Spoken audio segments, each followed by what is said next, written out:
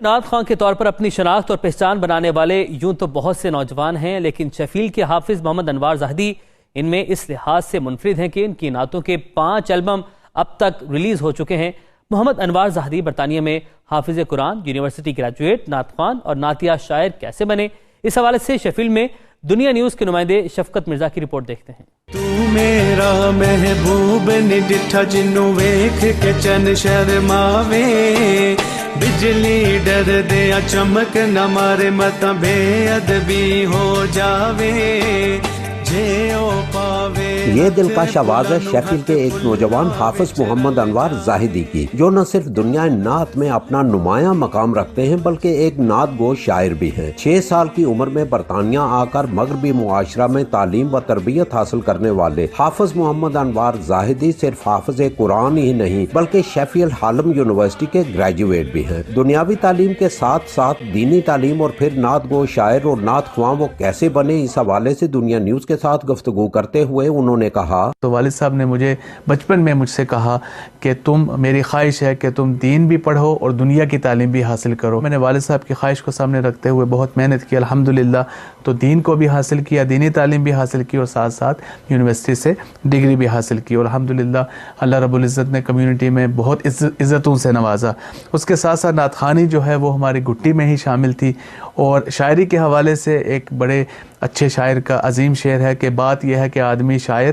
یا تو ہوتا ہے یا نہیں ہوتا، تو بس اس فن کو ایک پالش کرنے کی ضرورت ہوتی ہے۔ تو میری خوش نصیبی رہی کہ مجھے بچپن میں ہی حضور نصیر ملت شاہ نصیر الدین نصیر رحمۃ اللہ تعالیٰ علیہ آف کولرا شریف، جو کہ شاعر ہفت زبان تھے، ان کی سنگت اور مائیت ملی، جس کی وجہ سے بہت کچھ سیکھنے کو ملا، اور یہ فن شاعری بھی جو ہے وہ ساتھ ساتھ میرے سفر میں شامل حال رہی۔ یوں تو برطانیہ کی سرزمین پر بہت سے نوجوانوں نے نعت خوانی میں اپنا نام اور مقام بنایا، تاہم جس طرح حافظ محمد انوار زاہدی کو پاکستان کے بین الاقوامی شہرت یافتہ نعت خواں شہباز قمر فریدی، تسلیم صابری، الحاج یوسف میمن اور دیگر کے ہمراہ برطانیہ، یورپ اور دنیا کے دیگر ممالک میں نعت خوانی کی سعادت کا موقع ملا، وہ شاید کسی دوسرے کے حصے میں نہ آیا۔ یہ تعلق کیسے بنا، اس کے جواب میں انہوں نے کہا، میری نعت خوانی کا آغاز ایک بڑے دلکش طریقے سے ہوا، بہت یادیں وابستہ ہیں۔ ہمارے برمنگھم میں جب ہم چھوٹے تھے تو میں اور میرا بھائی اکٹھے نعت پڑھتے تھے۔ ایک سپر مارکیٹ تھی، اس کے جو مالکان تھے اس کے اوپر انہوں نے کمرہ بنایا تھا، مخصوص محفل ہوتی تھی، چنیدہ شخصیات کو دعوت دی جاتی تھی اور بڑے اوج پر وہ محفل جاتی تھی۔ الحاج محمد یوسف میمن صاحب علیہ رحمہ اور شہباز قمر فریدی صاحب اس محفل میں شرکت کیا کرتے تھے۔ تو ہماری یہ خواہش ہوتی تھی کہ جب وہ تشریف لائیں تو ان کی موجودگی میں ہماری نعت کروائی جائے۔ تو ایک دفعہ ایسا جب ہو گیا تو میری یہ پھر وہ سیلیبریٹیز کو بچے جب دیکھتے ہیں تو دیکھ کر تو میں ان کے قریب جا کر بیٹھ جاتا، تو یوسف محمد صاحب بہت پیار سے پیش آتے، بڑا پیار کرتے، تسلی دیتے کہ بچے اب بہت اچھا پڑھ رہے ہیں، اسی طرح محنت کرتے رہو، یہ ان کا انداز رہا۔ تو وہاں سے یہ سلسلہ شروع ہوا، ان کے ساتھ مختلف ممالک میں 20 سے زیادہ ممالک میں مجھے جانے کا اعزاز حاصل ہوا اور نعت خوانی کی سعادت حاصل ہوئی۔ یہ سب ان استادوں کی، الحاج محمد یوسف میمن صاحب کی بالخصوص بہت ان کی محنت ہے، اور ان سے ہم نے بہت کچھ سیکھا ہے۔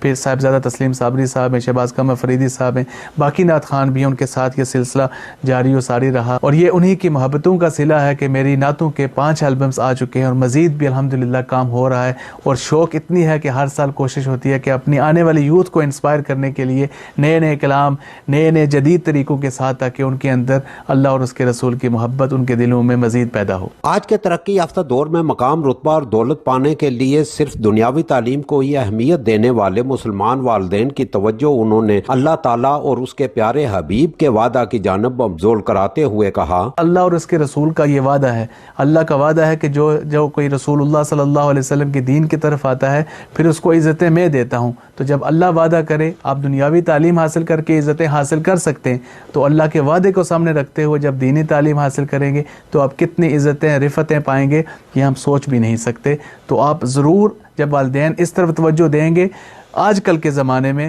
اور جب اس طرح کے رول ماڈل سامنے آئیں گے، تو دنیا کو دوبارہ ایک ریوائز کر کے یاد دہانی کرانے کی بھی ضرورت ہے کہ جو ماہر فلکیات کے ماہرین ہیں، الجبرا کے ہیں، کہ کتنی چیزوں میں مسلمانوں نے جو عالم دین تھے پہلے، انہوں نے کیا کیا ایجاد کیا جن کو آج ماڈرن سائنسز اپنا رہی ہے، اور جب مزید رول ماڈلز آئیں گے تو ایک مرتبہ پھر اس سمت بھی بڑھیں گے اور ان فیلڈز میں مزید نکھار آئے گا۔ دیار غیر میں حافظ انوار زاہدی جیسی سوچ اور فکر رکھنے والے نوجوان اپنے وطن اور مذہب کی نیک نیک نامی کے ساتھ ساتھ نوجوانوں کو دینی علوم کی طرف راغب کرنے کا بھی ایک مؤثر ذریعہ ہے۔ شفقت مرزا، دنیا نیوز، شیفیلڈ۔